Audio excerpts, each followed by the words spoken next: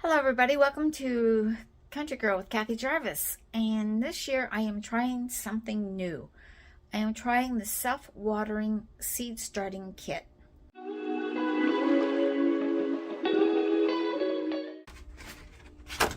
Okay, this is what I'm trying. I've got the 36 cell and I've also got the 72. Now the 72 cell did not come with very much instructions, but this one came with wonderful instructions. And the first thing it said to do was assemble the greenhouse or the kit. And it showed the different areas. It's got a dome, it's got the tray, it's got the self-watering mat, the plant stand, the watering tray, and the grow pellets. Now, it also comes with labels and a little marker. So what you do is you start out by putting the spacer tray in the bottom, put the mat in, and the black side needs to be facing up. Turn the sides down so it goes down into the tray itself. This is what wicks the water up from one side to the other. Place your seed tray on top. And now the next thing you do is you add warm water to this. And the water will make these pellets. If I can get one out. These little pellets, they'll make them swell up. Now you add warm water. It takes anywhere from 3 to 5 minutes. And don't have to worry about the excess water because it runs down into this tray. And that's where you want it to be. And once this gets started, you should only have to water it once every 10 days or so. So I'm going to add the water to it and leave this expand. And then I'm going to plant my tomato seeds into these. Okay, we're going to add the warm water.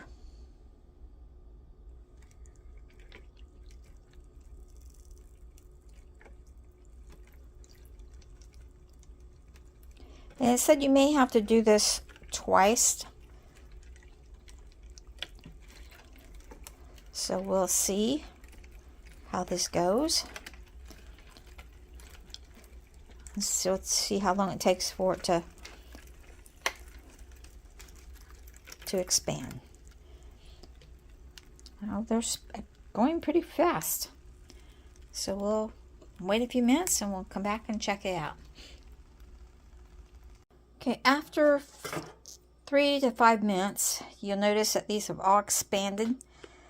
And what you do is just take and break them up. Do that to each one of them. Just kind of fluff them up. Add just a little bit more water to settle them. And then put your seeds in.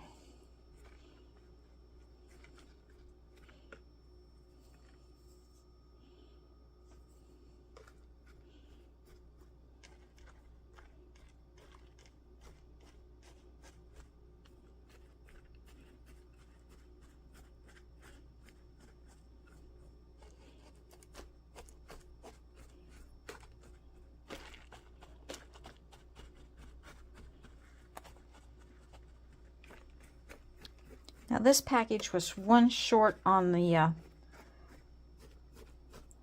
pellets, so I'll just add my own starting mix to that hoe, and that way I'll have a faux 36 cells of plants to put in. I'm going to put tomatoes in this one. So finish doing this, and then I will sow the tomatoes. As simple. Like I said, add some more water and then put 1 to 2 tomatoes seeds in each package, each little hoe. Depends upon whether you want to divide them up or not and how old your seeds are. If you got new seeds and you don't mind having maybe not complete germination, maybe having a few cells open, you can go with just 1 seed per cell. If you got older seeds that have been hanging around for a couple of years, you might want to put 2 in. So we'll get these seeded down and then I'll show you the next step.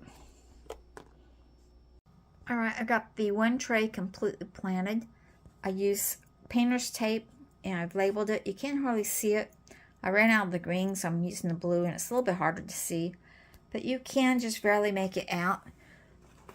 But just for my own self, I will tell you what I've got. These first 2 rows here are Carolina Gold. They take 71 days to mature. They usually have a huge fruit, which is between 10 and 12 ounces, and they are a determinate tomato.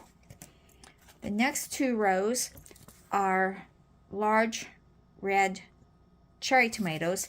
They're an indeterminate variety, and they will take up to 75 to 80 days to mature, and there's just a little red cherry tomato. Now the next one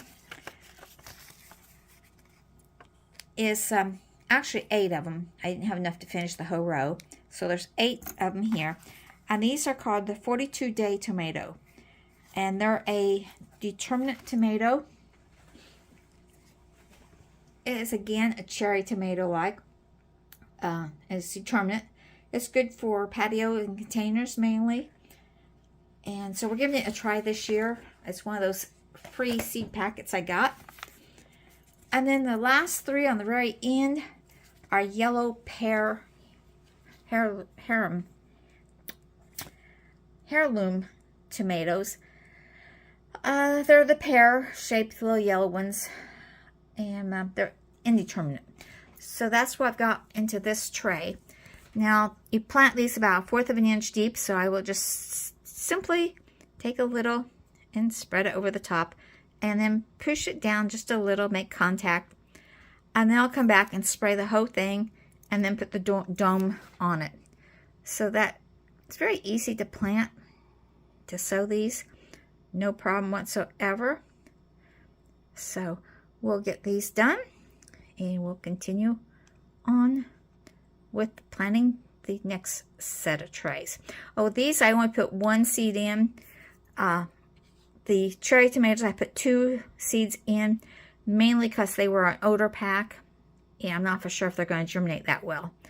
So that is what this group is.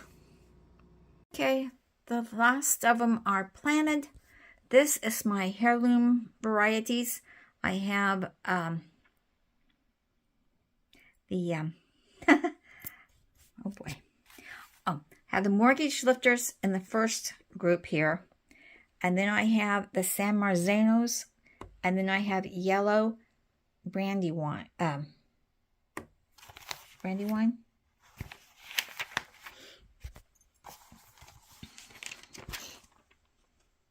Yeah. Okay.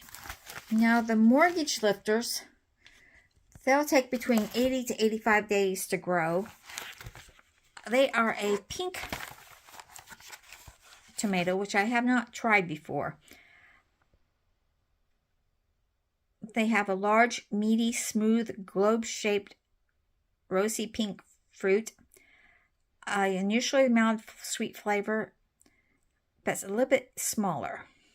So I'm trying these this year. I'm looking for a heirloom tomato that we really like, that I can save the seeds from.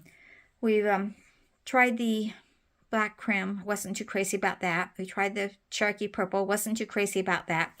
So we're going to try these mortgage lifters this year. My other 2 rows are the San Manzanos.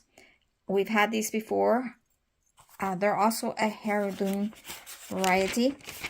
These will take the San Marzanos we've had before, and I like the way they taste and the way they make up sauce.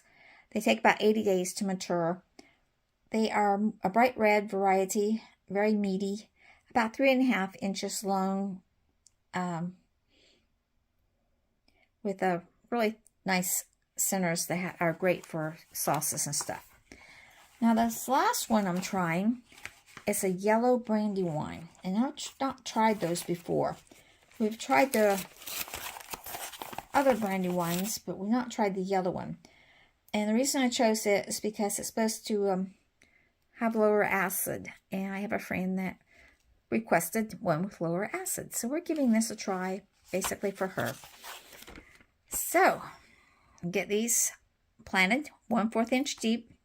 And then we'll mist them, and we'll put the dome on them, and we'll put them on the heating mat.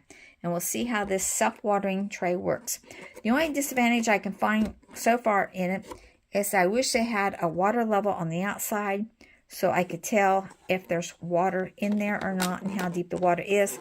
Or at least one area where you can stick your finger down without, too much trouble. I guess you can find there. But it would be nice to be able to look at a distance and see if there's any water, if it needs to add water or not. Anyway, water it every 10 days, and we'll see how it turns out.